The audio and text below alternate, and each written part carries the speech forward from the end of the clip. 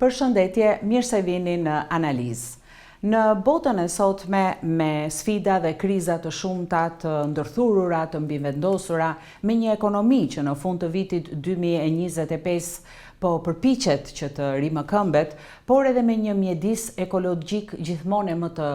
kërcënuar, është e mundur që bota të ndërveprojë, është e mundur që bota të jetë në harmoni, është e mundur që bota të jetë gjithëpërfshirëse. Pikërisht këto janë edhe pyetjet, janë pyetje ndoshta ekzistenciale që shtrohen her pas here për gjatë gjithë historisë njerëzore, por me rëndësi është se sa ndërveprojnë vendet mes njëri tjetrit, sigurisht vendet më të mëdha, vendet më të zhvilluara, me ato më pak të zhvilluara, me ato më të varfra, në mënyrë që të ketë një qasje për të gjithë, sepse të gjithë në këtë botë jemi të barabartë. Unë sot kam të ftuar një mike të analizë, një mike të Studios Son, kryeredaktore e portalit online Argumentum.al, analisten Mariana Doda. Përshëndetje Mariana. Përshëndetje. Do t'jemi përsëri bashkë sot dhe sigurisht që kjo është një temë dukshëm teorike, por në fakt na duket kështu edhe për arsye se këto janë disa pyetje të cilat përgjigjet po ashtu duket se i kanë teorike, por ka vende për shembull që prodhojnë ide, që prodhojnë plane, që prodhojnë iniciativa. Dhe e kemi thënë edhe në intervistat të kaluara, Kina është një vend që prodhon iniciativa her pas here. Kështu për shembull ndoshta dhe publiku shqiptar është i njohur me iniciativën Një brez një rrugë dhe me mekanizmin e bashkëpunimit midis Kinës dhe vendeve të Europës qendrore dhe lindore, ku ju keni qenë edhe e ftuar në konferencën e fundit të këtij mekanizmi, por do të thoja se që nga viti 2021 kreu i shtetit Kinës Xi Jinping ka paraqitur dhe ka propozuar 3 iniciativa shumë të rëndësishme, ndër të cilat është iniciativa e qytetërimit global, iniciativa e sigurisë globale dhe iniciativa e zhvillimit global. Sigurisht që këto iniciativa kanë qenë edhe në qendër të samiteve të ndryshme, të veprimtarive të ndryshme ndërkombëtare, por në këtë 5 vjeçar të fundit, këto 3 iniciativa që në fakt janë jetike për një vend të madh si Kina, për ekonominë e dytë të botës, por edhe në ndërveprimin e Kinës me vendet e tjera. Si i vlerësoni këto 3 iniciativa? Është të vërtet, në fakt, jo vetëm gjatë këtij viti, por për gjatë 5 vjeçarit të fundit, ne kemi patur dhe kemi parë një botë gati në një lloj katarsisi gjeopolitik, edhe në këtë lloj mënyre sigurisht për të gjitha ato vende, sidomos ato vende në zhvillim, sikundër përmendet dhe ju, është shumë e rëndësishme një dritë shprese. Jo vetëm në këtë aspekt, por edhe në aspektin praktik. Kina ka ardhur me të vërtet me disa iniciativa që prekin të gjitha hallkat shoqërore, por jo vetëm, edhe ato ekonomike, por sigurisht edhe të sigurisë. Në rast se i marrim të gjitha këto, janë në fakt unë do ta quaj 3 shtyllat kryesore të iniciativës, siç është në fakt e vetë bota, pra që siguron dhe garanton së pari zhvillim të qëndrueshëm ekonomik. Pra, domethënë iniciativa për zhvillim.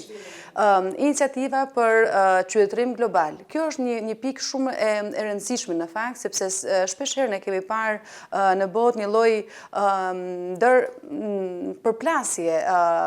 idesh, përplasje kulturash, me mendimesh dhe qytetërimesh. Dhe në këtë aspekt sigurisht kjo iniciativë për mua do të ishte ndër të tjera shumë e rëndësishme, për vetë faktin se ndonjëherë ky lloj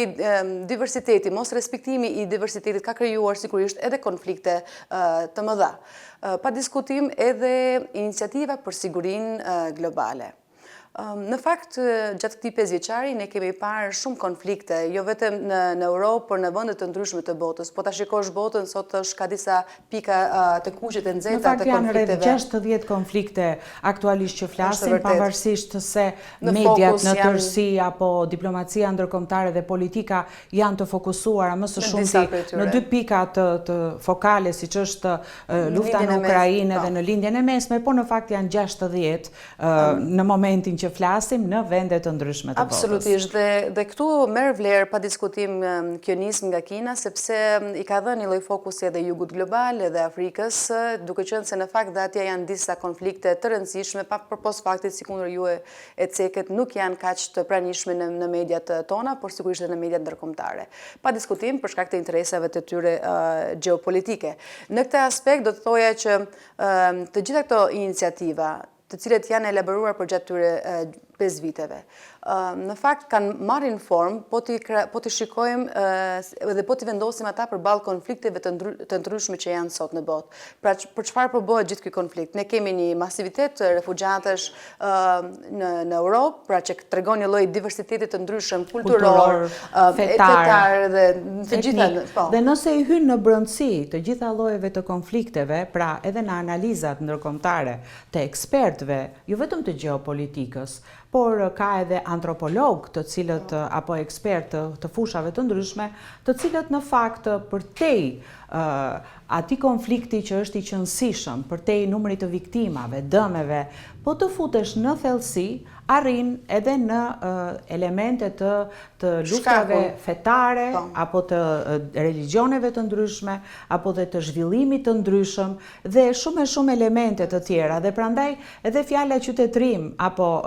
fjalë të tjera të këtij niveli nuk është se i përkasin historisë. Në fakt janë në themel të gjitha zhvillimeve. Në fakt është dhe kjo, unë shikoj edhe këtë një lloj iniciative për qytetërim global edhe si një lloj paranteze përballë një lloj supremacie që na është shpërfaqur sërish viteve të fundit. Në fakt ka qenë kjo lloj supremacie, e kemi parë edhe në Europë, por tashmë këtë e kemi edhe në lindjen e mesme. Personalisht unë u quaj të gjithë njerëzit të barabartë dhe pavarësisht se shtetet sigurisht kanë pozitet e tyre gjeopolitike dhe gjeoekonomike dhe gjithçka lidhet dhe në varësi të këtyre interesave, sigurisht prevalon interesi kryesor që është interesi njerëzor. Dhe bashkëpunimi, nëse e kemi vënë edhe ne shumë herë në veprimtari të ndryshme ku përfshihen sa më shumë vende, kuptohet që të gjitha vendet në fakt kanë të njëjtat interesa, kanë të interesat e zhvillimit, të ecjes përpara, të një arsimimi më të mirë të brezave të rinj, edhe të një mirëqenie më të mirë. Kështu që vim në përfundimin që vendet që kanë më shumë mundësi, sigurisht që duhet ketë multilateralizëm dhe duhet ketë gjithë përfshirje dhe harmoni, pavarësisht se harmonia duket si një fjalë qellore, por jo, nëse ekzistojnë përpjekjet, me siguri që në një farë mënyre ajo dhe mund të realizohet. Në fakt, unë shikoj përpos këtyre që ju elaboruat, unë shikoj edhe si një lloj mundësie dhe gati një lloj leksioni që na jep Kina, se përpos faktit që ajo është në Azi, në fakt Kina është një shtet me një kulturë dhe me një ekzistencë 5000 vjeçare, që ka parë shumë dhe në fakt ka dhënë shumë dhe vazhdon të jape edhe nëpërmjet këtyre iniciativave. Çfarë mua më intereson mbi gjitha si njeri, jo vetëm si gazetare dhe sinaliste, kur janë përballë këtyre ideve që janë elaboruar në fakt në të gjitha hallkat, jo vetëm në Kinë, por edhe në Kombet e Bashkuara, të cilët janë paraqitur në fakt këto iniciativa. Këto janë të gjitha iniciativa të mijëvjeçarit të Kombeve të Bashkuara që për hir të së vërtetës dhe për fat të keq tashmë sikur janë stopuar edhe nuk po ecin ashtu siç duhet përpara. Në këtë këndvështrim mendoj që në fakt Kina nuk flet vetëm për veten, por flet për gjithë botën. Edhe përpos faktit të rolit e saj si një aktor dhe një faktor kyç në botë, shikoj që e ka seriozisht marrjen e këtyre iniciativave, jo vetëm për të përmbushur le të themi ato platforma siç janë edhe në Kombet e Bashkuara, sepse ne kemi nuk vuajmë as pak nga dokumente, vendimarrje, por në fakt është çësia dhe prakticiteti, si sa ato implementohen. Në fakt një shembull konkret në këtë rast është edhe samiti i G20-s që për herë të parë në histori u zhvillua në Afrikën e Jugut dhe edhe ne si gazetarë që i kemi ndjekur zhvillimet e atjeshme dhe deklaratën për mbyllëse dhe marrëveshjet që u nënshkruan. Atëherë ke rastin të shikosh se Afrika është një forcë e madhe zhvillimi dhe ka ecur shumë përpara, por kjo nuk ka ndodhur pa përpjekje dhe pa bashkëpunim. Në fakt këtu e ka një merit kryesore, me duhet ta them, dhe është fakt, e ka ka një merit kryesore Kina për këtë, sepse gjithmonë është munduar dhe ka patur në tërheqjen e saj të bisedimeve dhe fokusin e saj në politikën e jashtme edhe për thithjen e këtij kontinenti. Sepse është e vërtetë ndër vite ne kemi parë Afrikën thjesht një njollë zezë fatkeqësisht në hartë për shkak të pamundësisë të tyre ekonomike, por sigurisht edhe distancës gjeografike, ndoshta edhe për shkak të mos interesave gjeopolitike të fuqive të mëdha, por fakti që është e vërtet G20 u zhvillua në Afrikë dhe është sot në fokusin e mediave ndërkombëtare dhe botërore, i ka një qasje shumë pozitive. Dhe le të themi që një nga këto iniciativat këto iniciativa pa diskutim janë mirëpritur dhe japin një lloj fuqie dhe garancie qoftë për zhvillimin ekonomik të qëndrueshëm global, qoftë për zhvillimin kulturor, por sigurisht dhe çka është sot më e rëndësishme edhe në kontekstin e zhvillimeve gjeopolitike, siç është edhe iniciativa e sigurisë globale. Dhe përveç kësaj, edhe ajo e zhvillimit është me shumë rëndësi sepse një vend si Kina, që ka nxjerrë nga varfëria rreth 800 milion njerëz, sigurisht që ka ndikuar në nivelin e varfërisë globale, duke patur dhe popullsinë e dytë më të madhe në botë. Kështu që të gjitha këto janë shumë konkrete nëse ke dëshirë që ti shikosh dhe tashmë edhe fal teknologjisë dhe fal shkëmbimeve, jo vetëm midis shteteve apo midis ekonomive tregtive, por edhe ato njerëzore dhe një qytetar i thjesht mund t'i shikoj me sytë e vet dhe mund t'i konstatoj. Dhe ndërkohë ne vim tek revista juaj online që publikoni, vura re se ka patur një edicion special për sa i përket pikërisht këtyre iniciativave. Mund të flasim për këtë edicion special që ju ka tërhequr vëmendjen dhe e keni publikuar edhe për publikun shqiptar. Të falenderoj për pyetjen. Në fakt, Argumentum vjen si një revistë gjithashtu e përmueshme politike diplomatike dhe her pas here për shkak të zhvillimeve të ndryshme gjeopolitike, duke marrë në fokus ngjarjet më të rëndësishme globale, ne zhvillojmë edhe një edicion special dedikuar vetëm një teme të caktuar. Në fakt, duhet ta them që për gjatë këtij viti, gjatë vitit 2025, në fakt Kina ka ardhur me një rol të rëndësishëm gjeopolitik, jo vetëm gjeoekonomik siç është tashmë e njohur si një fuqi e dytë botërore, por sigurisht në këndvështrimin tim është dhe ka një rol të padiskutueshëm edhe gjeopolitik, e cila ka ardhur nëpërmjet tyre iniciativave, por ka ardhur edhe nëpërmjet nismave të ndryshme të paqes në konflikte si Ukraina, por në konflikte të rëndësishme edhe as pak të lehta siç është edhe ai në lindjen e mesme ndërmjet Izraelit dhe Palestinës. Në këtë kontekst nisur edhe nga fakti se në fillim të shtatorit, në fakt në samitin e Shangajit u promovua dhe u pa një nga ato nisma të rëndësishme siç është ajo e qeverisjes globale, çka në fakt e plotsoi të gjithë këtë panoramën e madhe të qeverisjes së botës. Pra, çfarë kemi deri tani? Ne kemi iniciativën për zhvillim global, kemi për qytetërim global, kemi të sigurisë globale, edhe është pa diskutim edhe një qeverisje globale, dhe menduam sigurisht që si redaksi ne të zhvillojmë edhe një edicion special duke ftuar disa analistë dhe ekspert të sillin në fokus jo vetëm një lloj vlerësimi, por sigurisht të gjitha sfidat që na presin përpara përballë të gjitha këtyre ndryshimeve gjeopolitike në botë, me cilën duhet të themi që në fakt jo vetëm gjatë këtij viti, por gjatë 5 vjeçarit të fundit ne kemi parë ndryshime të mëdha gjeopolitike edhe gjeoekonomike në botë. Pa diskutim që pjesë e këtyre është dhe Shqipëria dhe është në moment që ne duhet të kemi në fokus edhe nëpërmjet këtij edicioni në fakt të gjithë ata që janë të interesuar mund të shikojnë perspektivat e ndryshme të asaj çfarë po ndodh sot në botë, por edhe të gjitha pritshmëritë për të ardhmen, e cila në fakt nuk është e largët. Dhe sa po e përmendët Mariana, sigurisht që do të kthehemi edhe në argumentin shqiptar dhe patjetër që tashmë nuk përmendim për sa i përket bashkëpunimeve me Kinën, shkëmbimeve me Kinën, nuk ngelemi thjesht tek ajo fjalia që përdoret në të gjitha rastet miqësia tradicionale, por kemi edhe shumë shkëmbime të cilat flasin vetë, përveç se partneri i dytë tregtar në shkëmbime tregtare Kina, pra me Shqipërinë, marrin ky vit, viti 2025, duke parë edhe të gjitha shkëmbimet që janë zhvilluar, të gjitha aktivitetet, unë e gjykoj se ka qenë një vit mjaft i mirë dhe ka shënuar një nivel më të lartë të këtyre shkëmbimeve midis Kinës, Shqipërisë dhe Kinës në këtë rast. Mjafton që të kujtojmë këtu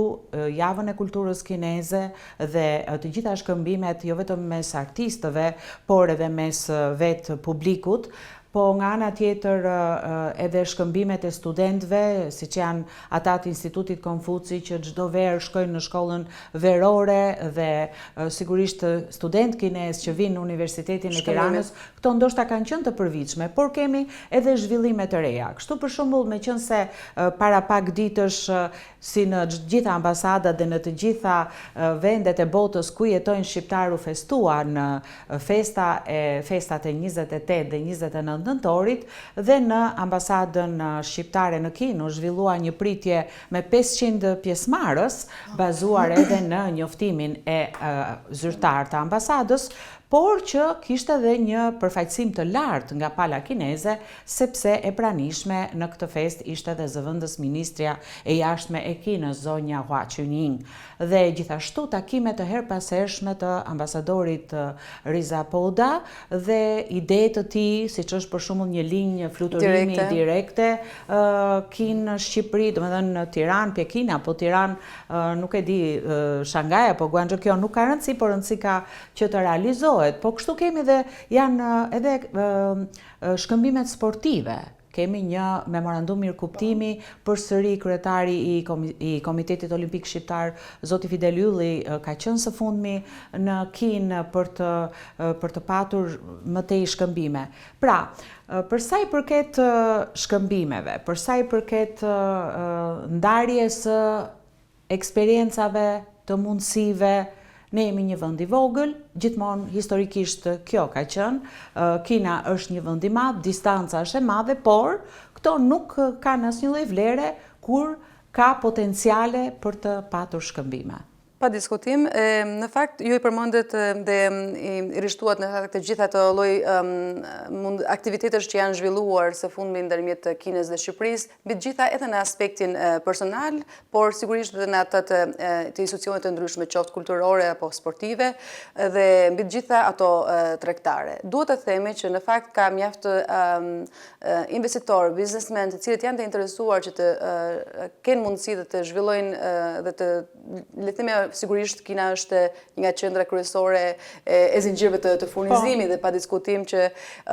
është edhe një mundësi shumë e mirë për të gjithë ata që janë të interesuar që të bëjnë të zhvillojnë biznes. Dhe kanë qenë të pranishëm në ekspot e ndryshme që janë zhvilluar, kështu që kanë qenë të pranishëm dhe gjithashtu do të kujtoja dhe faktin që ta përmendim se është një ngjarje vërtet rëndësishme, panairi i librit në nëntor, për të cilin dhe zhvilluam një emision të posaçëm, ku vetëm një shtëpi botuese, siç është shtëpia botuese Fanoli, kishte 56 të tituj të ri librash në një edicion. Kjo prezencë pa diskutim tregon interesin të dyja palave për të qenë pranë njëri tjetrës dhe ka një lloj kurioziteti dhe interesi. Shumë e rëndësishme prania e zëvendësministrisë së jashtme në këtë le të themi në këtë ceremoni dhe në këtë festim jubilar për Shqipërinë, pra për në festat e 113 vjetorit të pavarësisë së Shqipërisë. Unë në fakt nuk e shikoj vetëm si një lloj nderimi, një lloj respekti, prezencën e saj, por unë e shikoj edhe si një lloj vëmendje dhe angazhimi tashmë të Pekinit zyrtar ndaj Tiranës dhe ndaj Shqipërisë. Me të drejtë që të ndodhe kështu, kjo sigurisht fal edhe të gjitha shkëmbimeve të cilet gjatë këtyre 3 vitet të fundit që me marrëveshjen e turizmit, marrëveshjen për turistët patjetër që ka patur një rritje mbi 100% krahasuar me vitet e kaluara turistët kinezë në Shqipëri. Por nuk e ceka këtë sepse për të mos u zgjeruar më shumë. Doja ta thoj për vetë faktin që tashmë kemi kaluar dhe kemi kaluar të hapat nga miqësia tradicionale, le të themi nostalgjike, por sigurisht në një miqësi dhe një bashkëpunim konkret. Për të ndalur pak thjesht për një parantezë, për shfrytëzimin e mundësive, është rasti i zotit Fidel Ylli, i cili në fakt e ka treguar gjithmonë që është një njohës i Kinës, është një dashamirës i saj dhe shikojmë që në lojrat e 15 kombëtare në Kinë pavarësisht se Shqipëria nuk mund të merrte pjesë, sepse ishin lojra kombëtare pra të Kinës kontinentale, ku merrnin pjesë edhe rajonet e posaçme të Kinës, si Hong Kong, Macao e të tjerë, ai gjeti mundësinë për të krijuar kontakte të tjera, për të bërë, pra këto mundësi gjithmonë ekzistojnë, ashtu si dhe në Shqipëri, në veprimtaritë e ndryshme që bëhen. Në fakt, unë para disa muajsh, edhe në kontekstin e zhvillimeve të ndryshme globale, kam publikuar një analizë ndër të tjera, duke thënë që në fakt edhe Shqipëria është në një momentum që të rishikoje, të ravizoj aleanca dhe interesit e saj geopolitike. Pa diskutim që ne jemi në një rrugtim dhe Euroatlantik, jemi të aderuar në NATO dhe jemi në integrimin në rrugtimin ton, shpresoj sa më shpejt drejt Bashkimit Evropian për të bërë një nga antarët e kësaj familje të madhe europiane, por nga ana tjetër këto janë prioritetet tona. Sigurisht, por nga ana tjetër pa diskutim që një vend i vogël si Shqipëria, por me një pozitë shumë të rëndësishme gjeografike, dhe unë në fakt e theksoj shumë të gjë se ne jemi një nga portët më të mëdha në Ballkan dhe kemi mundësi tona që të jemi edhe një urë lidhse mes lindjes dhe perëndimit. Në fakt duhet të rishikojmë dhe të rimendojmë edhe një herë këtë gjitha këto mundësi që na ofron Kina me të gjitha këto iniciativat e saj tashmë globale. Pse jo, ne duhet jemi edhe duke u kthyer mbrapa, në fakt ne jemi një vend antar i një brez, një rrugë, apo antar i mekanizmit Kinë Evropë qendrore lindore, dhe në fakt për hir të së vërtetës nuk është se kemi përfituar shumë dhe nuk kemi qenë prezent, domethënë faktikisht në të gjitha këto investimet që në fakt vendet e tjera europiane, qoftë edhe Kroacia, por edhe vendet e tjera apo Greqia, apo vendet e tjera në Ballkanin dhe rajonin tonë, kanë përfituar dhe në fakt dhe kanë prekur këtë lloj mundësie dhe vazhdojnë që të shtojnë shërbimet, kontaktet. Ja kemi vizitën pavarësisht se muaji i fundit i vitit të presidentit Macron në Kinë, po ashtu dhe takimet e kryeministres Meloni me kryeministrin kinez në G20 e shumë takime të tjera. Pra mund të vim në përfundimin se mundësitë ekzistojnë, potenciale ka dhe për një botë më të mirë, për një mirëqenie, pavarësisht duhet ketë fjala bashkëtesë, paqësore dhe shkëmbime. Flasim për globalizimin, në fakt kjo është fokusi kryesor i globalizimit, që të jemi këtë lloj ndërthurje politike, ekonomike, kulturore, por me të gjitha me një fokus kryesor që është zhvillimi i përbashkët. Se sigurisht një shtet i fortë na jep mundësi që edhe ne të kemi këtë lloj garancie, qoftë ekonomike dhe kulturore, dhe ne në fakt kemi një marrëdhënie shumë vërtet të gjatë dhe qëndrueshme historike me Kinën, por besoj që tani është koha që ne ta bëjmë edhe më shumë praktike, duke i dhënë mundësi më shumë për vendin tonë, që të shikojmë dhe të përfitojmë nga të gjitha këto iniciativa dhe nisma që na vijnë për zhvillim global dhe zhvillim ekonomik. Mariana, unë të falenderoj shumë për të gjitha opinionet që ndatë në studion e analizë. Faleminderit ju. Të dashur miq, ne sot në analizë kishim të ftuar kryeredaktoren e portalit online Argumentum.al Mariana Doda, me të cilën folëm për këtë botë globale, për tre iniciativat rëndësishme të Kinës për sa i përket globalizmit, për sa i përket sigurisë, zhvillimit dhe qytetërimeve globale, dhe se sa mund të përfitojë bota prej tyre. Ju falenderoj që qëndruat me ne, miru takofshim.